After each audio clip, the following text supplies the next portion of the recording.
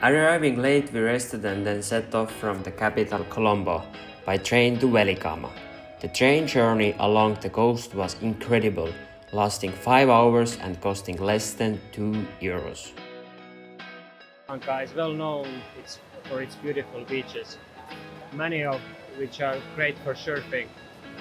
So we came here to Velikama to practice surfing, and it's the best place for beginners.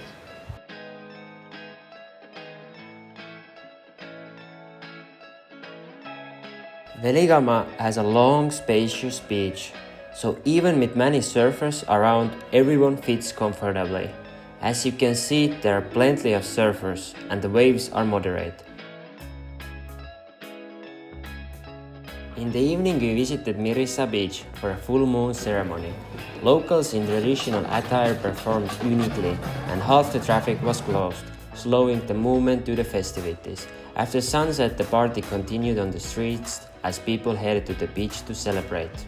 Next day we visited Kale Dutch Fort, a historic site that survived war and the 2004 tsunami, now restored as a tourist-friendly old town. On the way back we stumbled upon an awesome beach called Ahangama, where the waves were much stronger.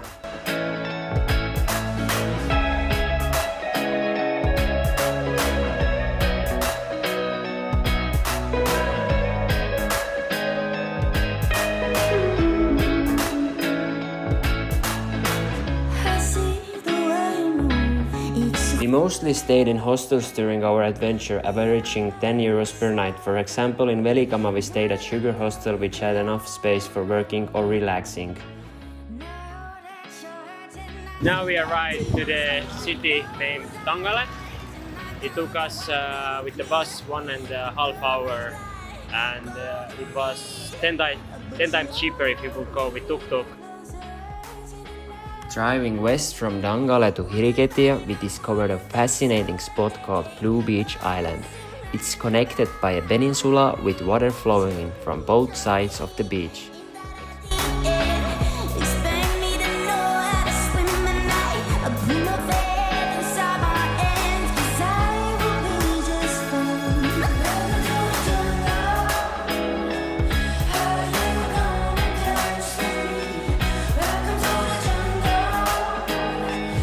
Here in Sri Lanka, the surfboards cost approximately $3. In some places, where it's more laid back, you can get even for $1.5. So yeah, let's go surfing.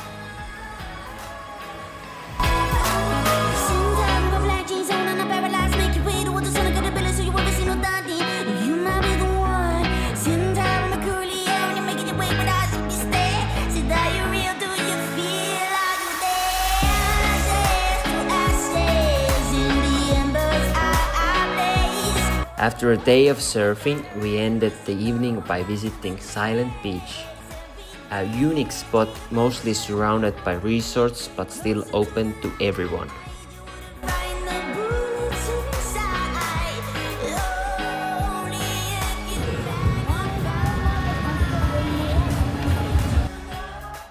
Sri Lanka is as well known of wildlife national parks.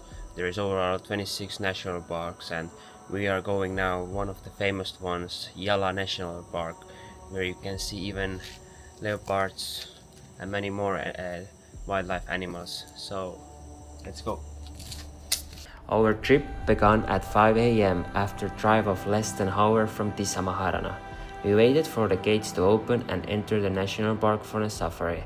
With the sunrise, we spotted jackals, crocodile, bambi, monitor lizard, water buffalo, peacocks and elephant all day. The highlight was seeing a leopard resting and digesting up in a tree. This 12-hour cruise cost us €80 per person, split between 5 people in the car and included great breakfast and lunch. Next day we woke up early and headed north in the mountains. Hello, now we arrived to Ella, which is well known for its beautiful surrounded mountains, tea explantations, and famous train trip from Ella to Kandy. Here the fresh air felt familiar to Finland. Paired with stunning green nature, cruising around the scooter was an amazing experience. We visited a tea plantation where we learned about tea growing and fermentation. Next morning, we climbed up Ella Rock, which sadly had suffered forest fire 2 weeks earlier, leaving half the mountain burnt. Following morning, I began with sunrise yoga. Afterwards, we went to Little Adams Peak, a popular and easier hike. Filming with a drone was a highlight.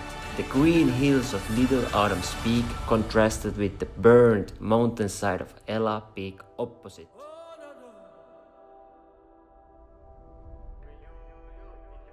Continued to the next mountain top, home to a temple built just a year ago. So one local recommended us to come this holy temple where you can meditate with the monks. Let's see how it looks.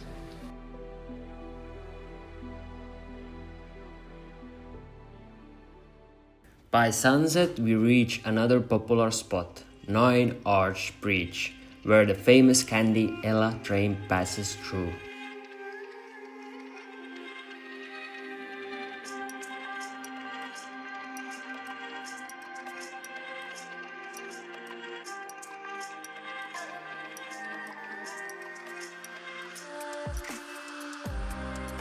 Finally, we embarked on the iconic Ella to Candy train trip, starting early with sunrise and showcasing breathtaking green scenery the whole way.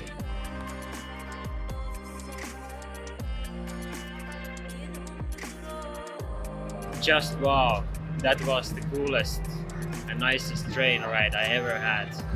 And yeah, it lasted 6 hours and it was only €2.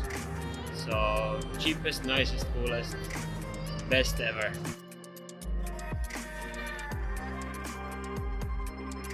The last day we spent in the capital Colombo, which had a very interesting contrast between wealth and poverty.